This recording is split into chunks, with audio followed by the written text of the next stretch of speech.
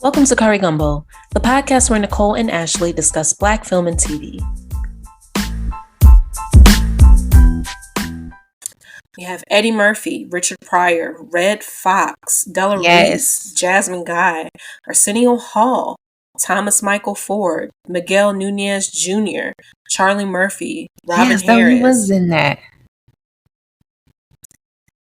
Is Tommy's name always Tommy in every movie? Is it me, or is his name always Tommy? What was his name in Living Single? Hold on. Oh, he plays Sinclair's date? Mm-hmm. I know he was a doctor, wasn't he? Mm-hmm. I just feel like every time I see him in something, his name is Tommy. His name was Michael That's his middle name. That's his middle name. What is it about movies that don't take place in the time they were made, but are, I guess, what do you call it? Retro, but like a fake retro? Because this came out in the 80s, but it takes place in the 20s and 30s. Mm-hmm. But I feel like a lot of movies I like have that same thing. Like the same thing with Devil in the Blue Dress. Mm-hmm. That came out in the 90s, but it took place in the 50s. Mm-hmm. And like I love Crooklyn, which came out in the 90s, but it took place in the 70s. And it's like it's a different feel because I can watch a movie from the 70s and it's not Crooklyn. I can tell Crooklyn is fake 70s versus real 70s. Even if I watch a movie from like the 30s or 40s, it's not the same. I want fake 30s and 40s. I don't know if it's like the people. I don't know what it is. Yeah, I think you and pardon me, I believe I forgot to mention the beautiful Layla Rashawn. Oh yes, she is also in here as Sunshine. She plays a significant part. I feel like there is a connection that we have to Eddie Murphy that we don't necessarily have to the people in the Oscar Michelle films. Like we don't know them. Mm-hmm. Even like I said, Crooklyn. I love Crooklyn. But I'm not. But if I watch a real movies from the 70s, it's not a blaxploitation, like a real 70s movies. It's different. What films have you seen from the 70s that have not been blaxploitation? Even something like when did Claudine come out? Was that 70s or 80s? I don't know. But I don't know. Maybe it's because I still feel like maybe it's because you connect with the people. I don't know. The Wiz is from the 70s. I watched The Wiz, but I'll prefer a fake 70s movie. That's okay. So The Wiz, but also The Wiz gonna get you with that music. How can you fucking not? I just feel like if you have a film that's set in the 1920s, you're not getting it's not gonna be in color. It's not going to I think we are not going to see people from the 20s use this type of profanity. So I think that there's a difference. Like I think that we're just so steeped into the comedy of today that going back and watch something that was set in the 20s and filmed in the 20s will it would just be a different world for us. It would be, yes. And I couldn't relate. I'm trying to think of all the Eddie Murphy films that I have seen. It's got to be top 5, maybe even top 3 Eddie Murphy films. And I like Richard Pryor's stand-up. I don't really watch Richard Pryor films.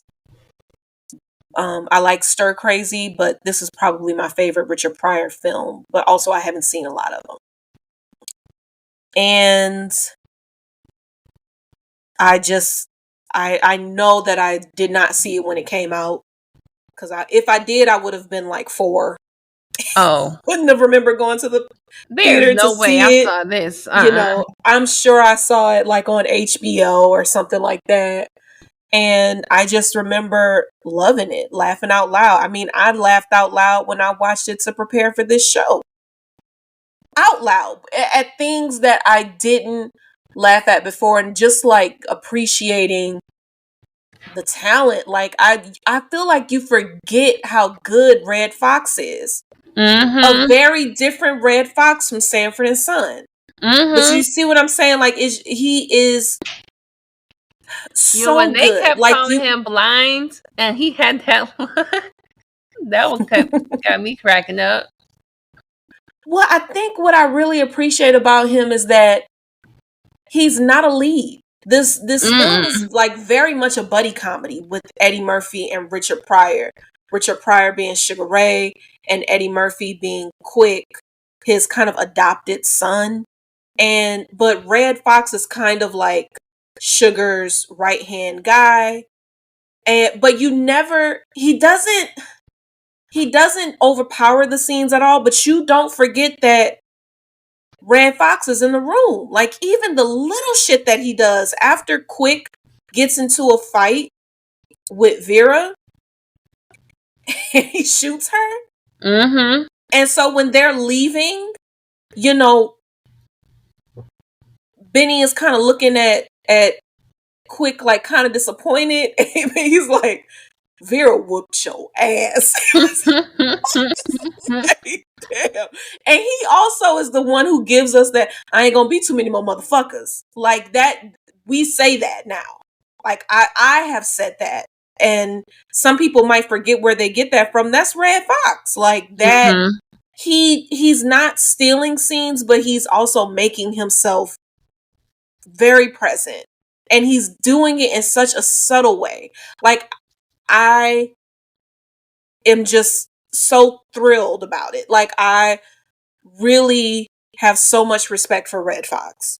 I really like him in this film. Everyone shined in this film. Everybody. I guess quick synopsis. We have a big time gangster, Bugsy Calhoun, wants to shut down competition from Sugar Ray.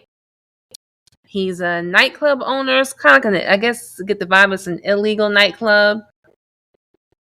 Mm-hmm. And he's making tons and tons of money. And the white people find out, and they's like, "Oh no, this black man making too much money.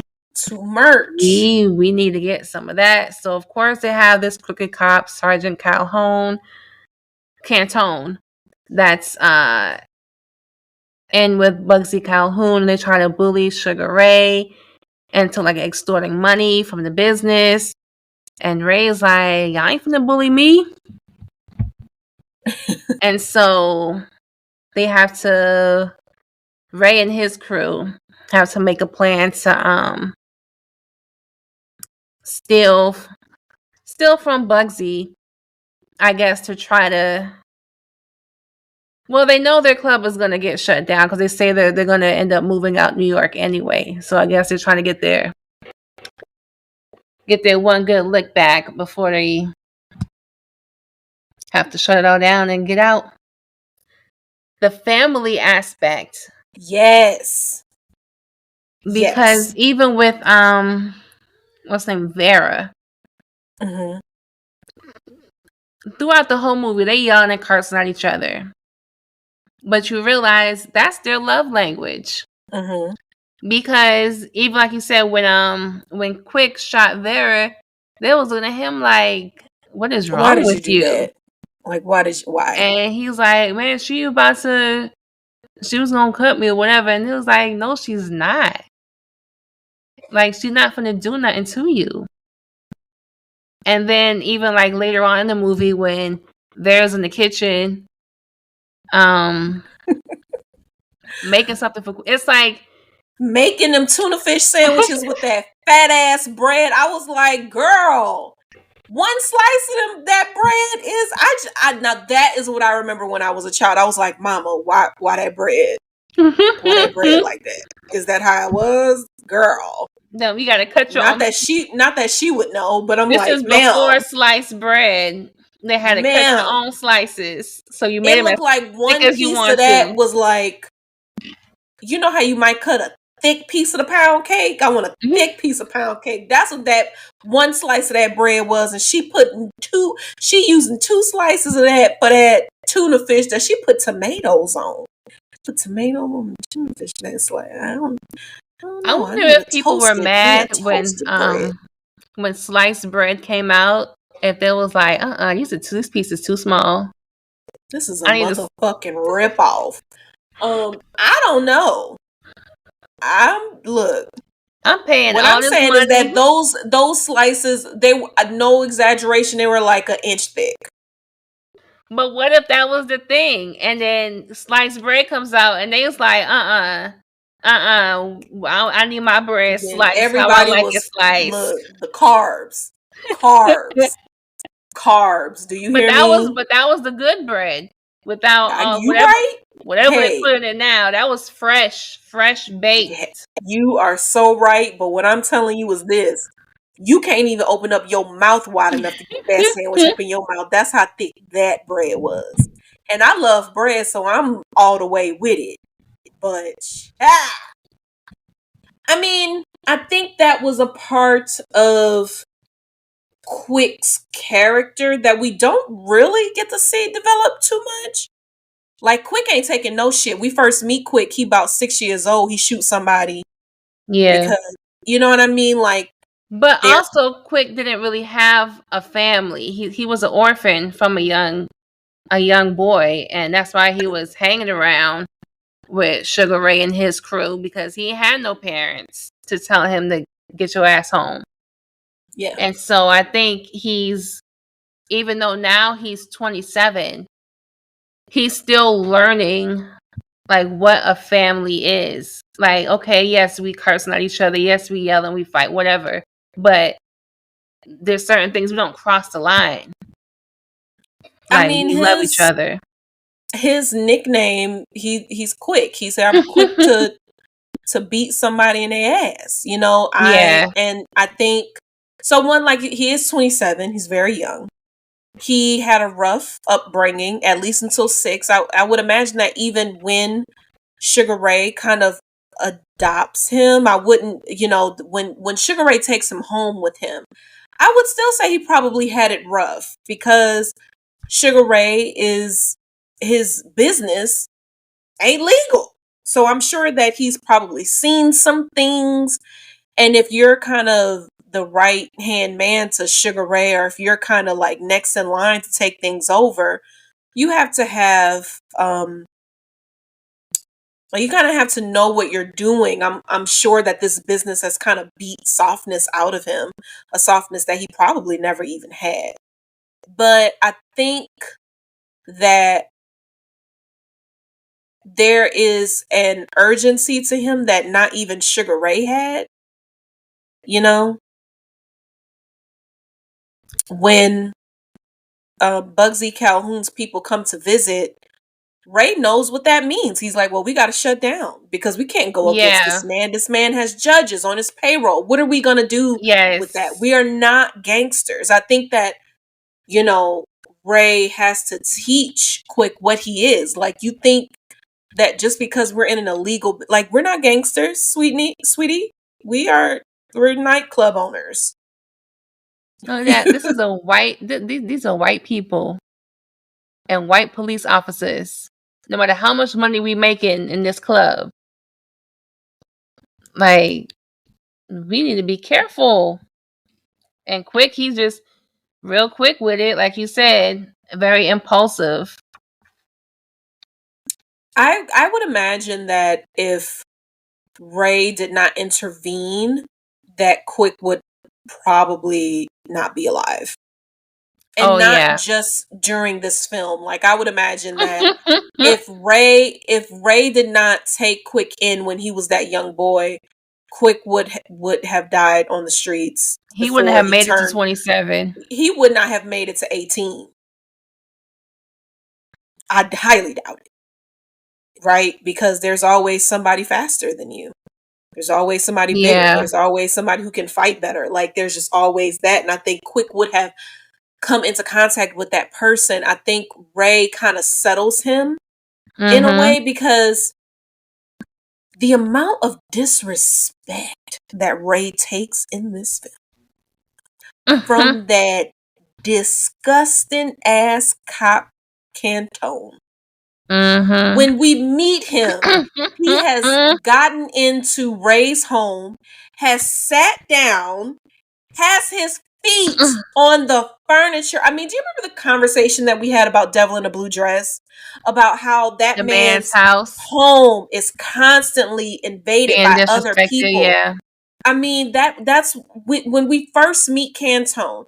Every time we meet Cantone, he is disrespecting Ray's property. He's sitting down at his house. He was never invited in. He's home before he's there. He's home before Ray gets home. He's got his feet on the furniture. When Cantone comes to the club and he says like, "Hey, let's talk in your office." Ray and Quick are standing up. Cantone is sitting in Ray's seat with his feet up again. He keep disrespecting this motherfucker. I'm like, yo. I wanted to see him pay. Mm-hmm. Dominique, played by Jasmine Guy, is Bugsy Calhoun's mistress. She kind of just She do. she didn't say mistress. Well, that's what they.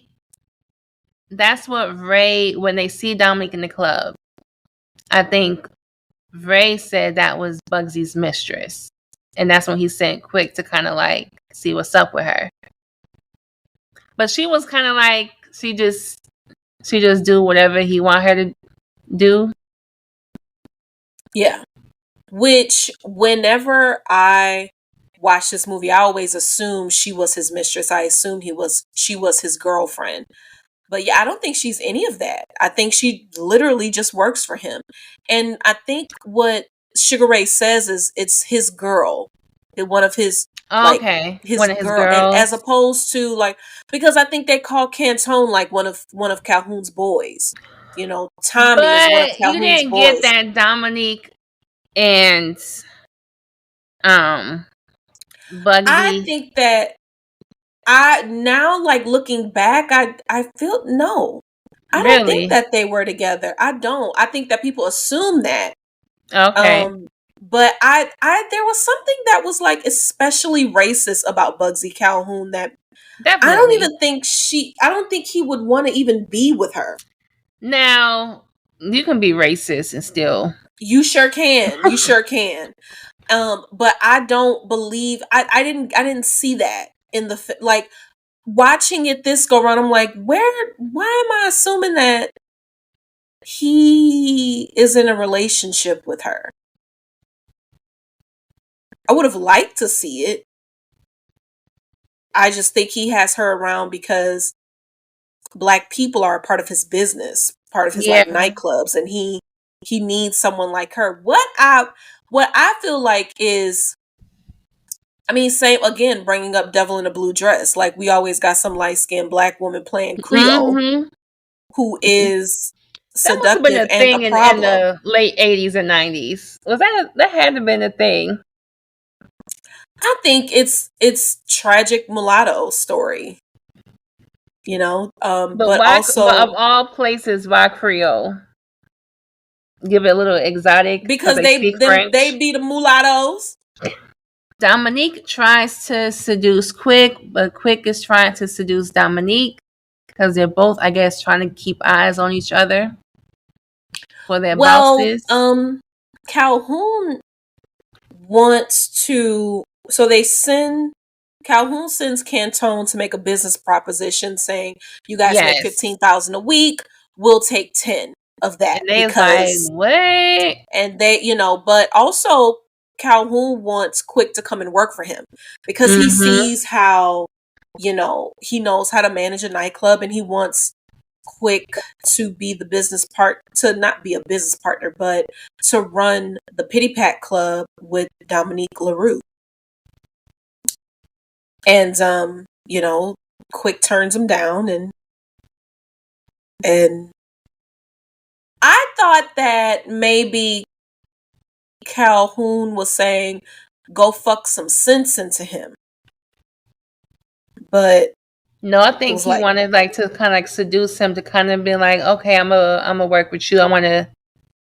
He thought that's what I Dominique. thought. That's what I thought was like, go fuck some sense into him so he knows that he need to come Okay, work for me.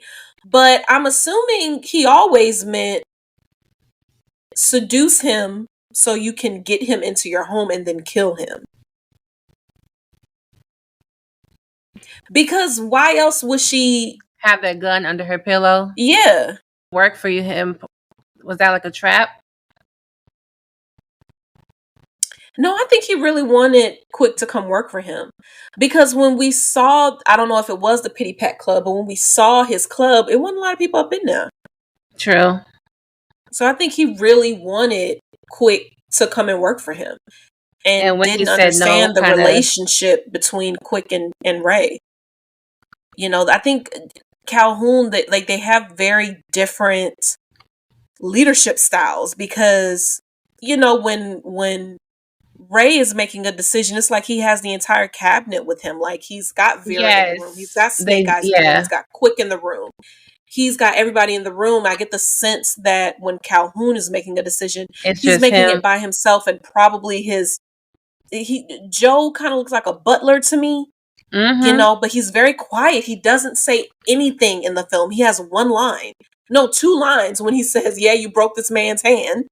And also when he says, let's get the fuck out of here, and the house blows up. I mean, so, Calhoun is also a man who's leading with a lot of fear.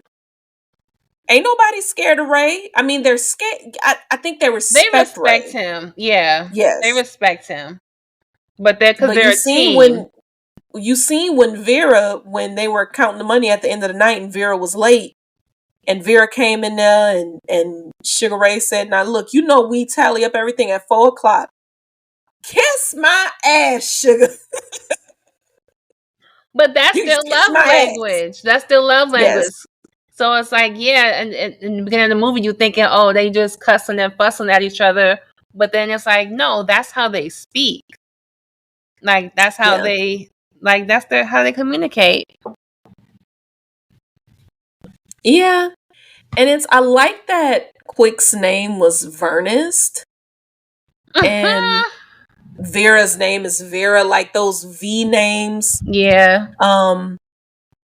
VER is like, isn't that the prefix for honesty? But I think like there's like Verdad is truth. Yeah. And I just, if Ray is Quick's pops, then I would think that Vera is the maternal. Oh yeah, definitely. Character there, and so I think even the closeness in the names kind of aligns them. Yeah. In a way. And when she beat that ass boy, when she tell him, you're gonna have to learn to respect me. It was very much like I'm giving my child a whooping. And then later on, fast forward, when they told Quick he needed to apologize, and she was like, "You want like same mama thing? You want something to eat? Here, come get something to eat." Quick ends up killing Dominique before she can kill him. Yeah, so he know that he finds the little gun under her pillow. That little pistol. So he know what's up. And then I think when he kills Dominique, then that really sets Calhoun off. I just don't understand. Well, no, because Quick does kill Arsenio. Not Arsenio, but Arsenio's character. Because he thinks that everybody is under the impression that he killed Tommy Smalls. But he didn't, and so like that's a bit of a setup. But how do you feel about Quick shooting Vera, and shooting Dominique LaRue? Because I don't watch it, and maybe You because don't see it as violence against women, that type of I'm thing? maybe because I'm bringing a historical context to, like, I just, it, and maybe when I first saw it, I don't think that there was this this Language about popular violence. language Yeah. about violence against women, Women. even, and being critical of popular texts in the, Yes. I just don't think we were critical about pop culture in the way that we are now. Because But people still laugh at "You shot me in my pinky toe." yes, people still laugh at that. And also, even though was, it wasn't until he shot her that I felt like she was in danger.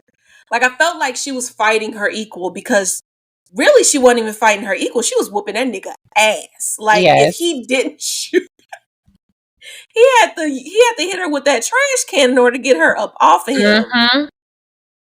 So what is called that, self-defense? Not really, because you agreed to engage in the fight with me and I'm winning the fight. Okay. So we're fighting at this point. Mm-hmm. You could have said, Could have called a truce and been like, all right. you could have said, I'm sorry for, but also it's like, he shouldn't have to do that. But also, like, this is, y'all, This is supposed to be your family. Yeah. And we are not dealing with people who are like, we not we gangsters out here, but like, if everybody did what they were supposed to be doing, we wouldn't have movies, because we would have no conflict. So, but I guess when I watched this, like, I was more offended at them calling her fat, or like them calling or making fun of Benny not being able to see. Like, that to me was like ableist and fat phobic and stuff like that. Like, I was like, oh man, come on, like, we ain't got to keep calling her fat, like, as if that's a bad thing. I was like, this is, like, you'll go back to Sex in the City and you're like, oop, that joke wouldn't work now. That joke Yeah. wouldn't work now, because it's just wrong to say these types of things. I'm like, it's wrong to be calling her fat and speaking of her in that way, but the shooting her in the foot, shoot her. It's fine. Like, it's like, I'm not all that offended by that. I haven't made sense of why. And I am also watching this before the whole Meg Thee Stallion thing. Like, I think when we hear of like someone being shot in the foot now, like, people think It about has a that different meaning. Meg Thee Yeah. Stallion and Tory Lanez thing. I'm remembering watching this in the 90s, where there was no Meg Thee Stallion and there was no Tory Lanez. And so I'm not bringing that context to this film. True. And it's like, nothing's funny about that. Do you know what I mean? I think when Quick killed Dominique, he was kind of surprised, because when he went back and told Ray was like, "What you mean?" And he was just like, I killed her. Like, I killed her. And he was like, what? So I think he was kind of shocked that happened. I think Quick, he's just like his name. He's very it was impulsive. also dumb to go. She works for Calhoun. Why are you trying to still fuck this girl? Because he's not that bright. Because he got that young mind. He thinking he can do anything he want to do. You're an idiot. Yes, you're an idiot. Because if you really thought you was just gonna fuck this girl, like y'all was just gonna be fuck buddies, you are dumb. Mm-hmm. After this man just disrespected your pops, you gonna go fuck the person who worked for him? And they stupid. told him when they saw him. Didn't Ray warn him? He was like, "You don't want to mess with you. You don't want that." He's like, "Yes, I do. Watch me." Like, he got that. Just dumb. Just dumb. I wouldn't have even felt comfortable going into her home. She says it herself. This is his home. I Mm-hmm. stay here from time to time. You think I'm gonna go in that house? Who knows what type of booby traps and Booby traps. No. he was all comfortable. Real comfortable. Sugar Ray's crew had their own secret weapon, Sunshine. Come on, sunshine. Oh, Richie. I think I'm in love with you. Richie. Called his wife and told him he ain't never coming home. Ever. Put your mama on the phone. I ain't coming home. Take it easy. You really was about to start a life with her? What happens to Richie at the end of the movie? Does he die with the rest of Calhoun's I don't know. toys? Because you just know he went back home to his wife. Yeah. You just know he did. And you know that was uncomfortable. Mm-hmm. What's your favorite scene in this movie? Not necessarily the fight scene between Eddie and Delarice, but her introduction. Like, I like her cursing everybody out. And I like the way Sugar Ray kind of gives into her, like, oh, like kissing her hand to kind of add to lighten up the mood. Mm-hmm. I really like that, and I liked everything she was saying to Quick before the actual fight, like, bring your ass, nigga. Mm-hmm. Bring your ass. I mean, even during the fight when she said, you want to hit people with garbage cans. Now I got to cut you. I like the beginning of the film I think Ray is just so cool when he has that Yes. hothead guy in there, the snaggletooth guy I shouldn't say snaggletooth, the guy who's missing his 2 front teeth. Mm-hmm. And he's like, children bring me bad luck. They bring me bad luck, get him the fuck out of here. And he's just like, man, if you don't shut the fuck up and roll that dice, so you go home and brush that tooth. Even when the guy has the knife to Sugar Ray, he's still kind of cool, Yeah. So I like that. What was your favorite part? I like towards the end when they're playing with the traffic light in the cars, in the police cars, and they cause this accident, and then that's when Sunshine, she says she's a numbers girl, and she got stuff in the back of the car, and then they're like, they had to do that old whatever switcheroo with the bags, Mm-hmm. and that whole thing when they're trying to be fake cops. I like that part. He said, just because your name is heroin, that don't mean you got to sell it. And then Richie all nervous, like, I don't know what happened. I don't know what happened. What's your favorite line? I mean, right now it's Vera whooped your ass. It's probably that. I always like when Quick is saying, I don't have, my mom's dead, my dad's dead, and Sugar is like, did you kill him? That was funny. It's like, no. What about because you? he was shook when that little boy shot that man in the forehead. Everybody was like, we ain't tell you to do that. Right. But also the man was about to cut y'all. Like, he was about to do that. But I'm sure had Sugar pulled the gun out on him. He was getting his gun, but Quick found it first. Yeah. He probably would have been able to de-escalate the situation. Yeah. But again, Quick is too early on. Quick, too quick.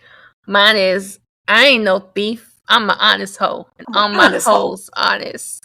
I love it. Yeah, so I mean, we got something in common. Vera is giving us some of our favorite lines. That's somebody else who's like not trying to steal a scene, but she's very memorable.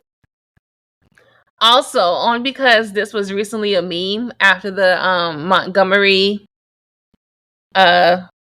Mayhem. Mm-hmm. That scene when everyone is arrested and Ray goes up to the jail and is like, I want to post bail. Everybody. And All of them. they're like, man, this Nico said he trying to post bail. Like, tell him how much it is. Get him out of here. They're like, $1,500. Okay. I've got it. I've got it. Give me my motherfucking receipt. And then people And sent everybody home in limousines with exactly. chocolate saying, I apologize for the inconvenience. So yeah, I've got it. And people were sending that meme talking about how they gonna be if anybody get arrested at the Montgomery Paylay. Like, we rolling up to the courthouse, to the jail. Everybody out. What's up? Well, I would love to know what someone who's younger than us, how they feel about the film. I mean, this is kind of before our time. I mean, 89. It's like, but I mean, you know, you're watching with Eddie Murphy, and we're familiar with Arsenio Hall, and we're familiar, with Della. Well, a lot of us are familiar with Della Risa with "Touched by an Angel." I'm not really familiar with. and we remember Richard Pryor. Our parents like Richard Pryor enough so that we know who that is. You know, Red I would Fox, love to. I recognize Red Fox.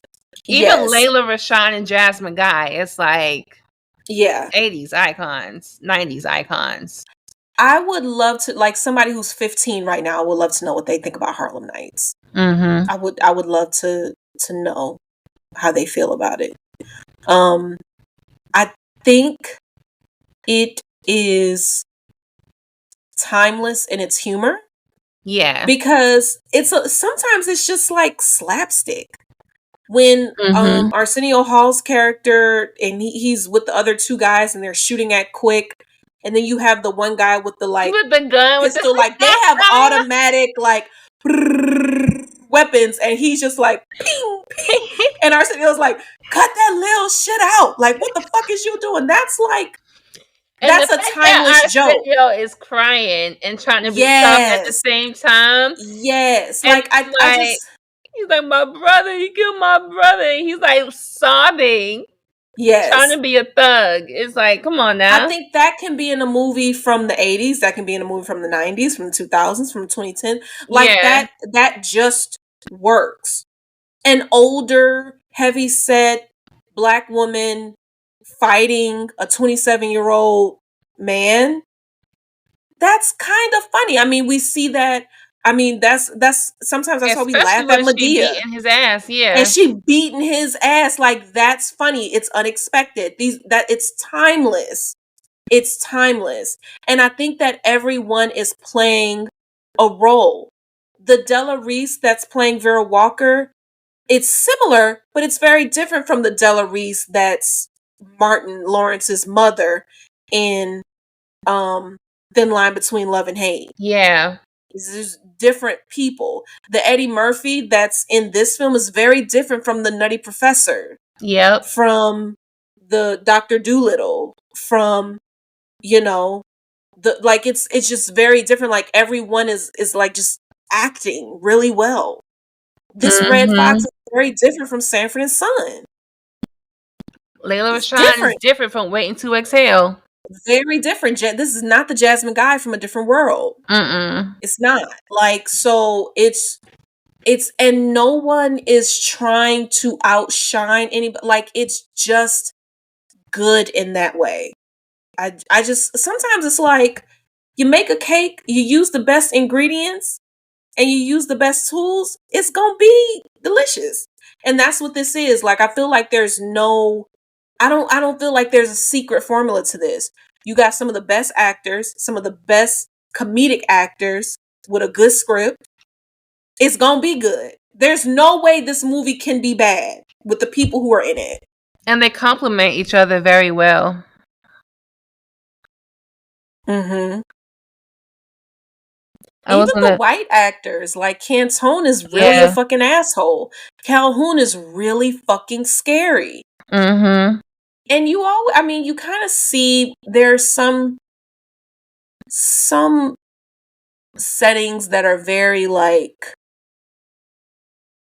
this is the Hollywood setup. Like I wasn't shocked when I saw Calhoun playing chess. I wasn't shocked when I saw him in the steam room. I mean, all he needed was like a white cat to rub on. Like he's very much, that was very much like paint by numbers. Like we know that's a stock character.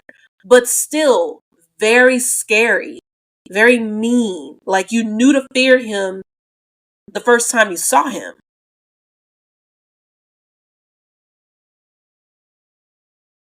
I'll say, why do we love old Harlem so much?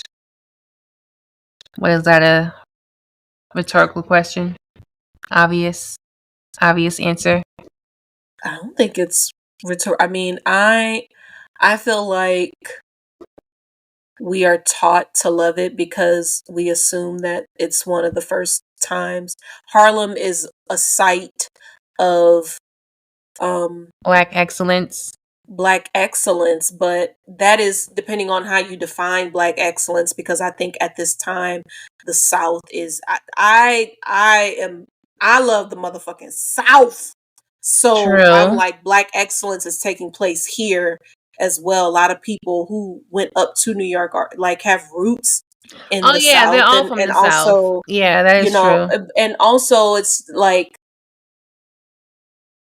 a lot of these movements are being started by people who are up north, so they're going to privilege up north. And so I just, you know, I think, and I think that we also, I think we discredit people like working the land, you know, in a way that's unfortunate to me. So Yeah. I think like that's you, and not to say that Harlem is not important. I think that, but I do think that when people say Black excellence, I really want to know what they mean and how do they define Black excellence. And, um, you know, anyway, I guess I'm trying to think what would be the Southern equivalent, I guess, during this time. Do we know? Well, outside of Oklahoma and Tulsa in the 1920s, do we even have the knowledge of what was going on in the 20s and 30s in the South? I think so. Yeah, of course. I mean, you certainly have, um, scholars who are very interested in the South in that time in particular. I think that Harlem, New York is an industrial space in the way that Yeah. like the South, these cities are not being built up in that way just yet. So I mean, I just think like maybe there isn't an equivalent, No, but I'm but I saying think outside of Tulsa, I think Tulsa would be the most of when you talk about Black excellence in the South and having a city and people thriving. And I know there were um other Tulsas in the 20s. yeah, I feel like everywhere there's Black people, there is Black excellence. And I'm not trying to be thick-headed and not answer the question, but I understand the question. I think my answer is I don't know you know, what folks would define as kind of like parallel to Harlem, but I would say that I feel like there's a different type of artistry that's happening in New Orleans and Oh, that would be a good like story. Mississippi, like parts of Mississippi. Like I feel like there is just it's a different type of creative expression that is happening, Mm-hmm. you know? And one that is not being recorded in the way things That in the Harlem North are was being recorded, recorded. yeah. Yeah. We need to do some research then. Hmm. The American South in the 1920s. I mean, yeah, I mean we done did, The it's Black not the American 20s, South. but we done did Eve's Bayou. I think that's one of the reasons Oh, we like Eve's yes. Bayou. It's not the 20s, but I think that's one of the reasons we like it. I just said that's one of the reasons I like Girls Trip, because I know like Another we're in the movie South. about fake It came out as a 90s movie, but it didn't take place in the 90s. You might like those movies more than you like present day movies. I that are do. set in. I Yeah. do. Something about something being set in a different time period. I don't know. I love, even now, like, I like the new Wonder Years, the Black Wonder Years. I like it. I like the original Wonder Years. I definitely watched that that as a was kid. set. It came out like in the 80s and 90s, but it was still set in the 60s and 70s. Yeah. Yep. But you like Living Single? Yeah. You like Insecure? Yeah. But I'm saying, as far as like movies or TV, like something about that is just, it's like makes me, I don't know, it's like a feel good thing. It's like I'm intrigued. Yeah, I guess I like love it. It's Like, I offering wanna, an education in a way, yeah. like, oh, these are the types of cars they drove. That's what an advertisement would have looked like. This is the type of candy they were eating. These are the types of names that were popular. Like, I think it's just, it's a way to learn something. It's interesting. Yeah. But I think we all like it. Like, all the movies I named, from The Color Purple to Crooklyn to even Paid in Full, is something about taking a movie now, like just going back. It's like recreating the history. I guess that's another way to, like, I like when people recreate history. Yeah. I'm trying to think what's a buddy comedy. Like, do you like Bad Boys or Harlem Nights? Which one is your favorite? Harlem Nights. Bad Boys is, I was not The first really a Bad fan. Boys. I mean, I watched it, but I'm not like, oh my god. I'm not a big action person. I think it was too much action for me. When it gets like cars blowing up and jumping over bridges. There were 2 places that blew up in Harlem Nights. Eddie Murphy is jumping, but I do see what you're saying. It's like an explosion every 30 minutes in that film. It's like, okay. I cannot take it. I'm trying to think what would be so Eve's Bayou or Get Out. Eve's Bayou. Because it's more women. Okay, so let me find another. What has some women in it? Oh, that's out now. That's similar to Eve's Bayou. But Eve's Bayou has like the mystical part of it. It's like, that will get me.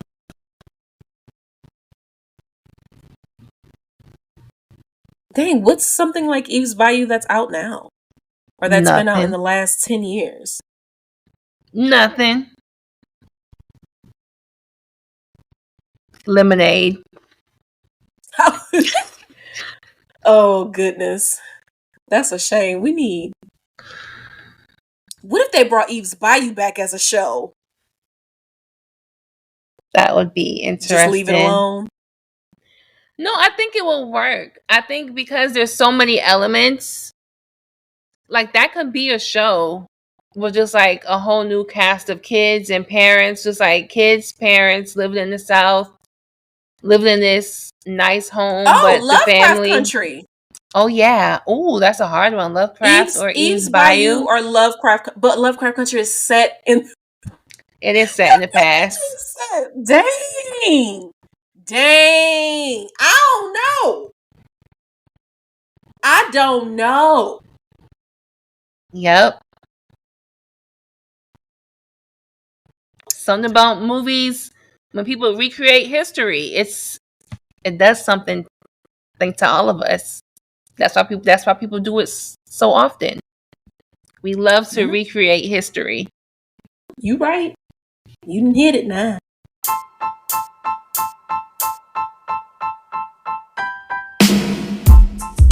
Thanks for listening. We'll be back next week with another film and more opinions. Leave a review and tell us what you'd like for us to watch. And let's keep the convo going on Instagram. You can find us at Curry Gumbo. Be well. Happy watching. Love y'all. Bye.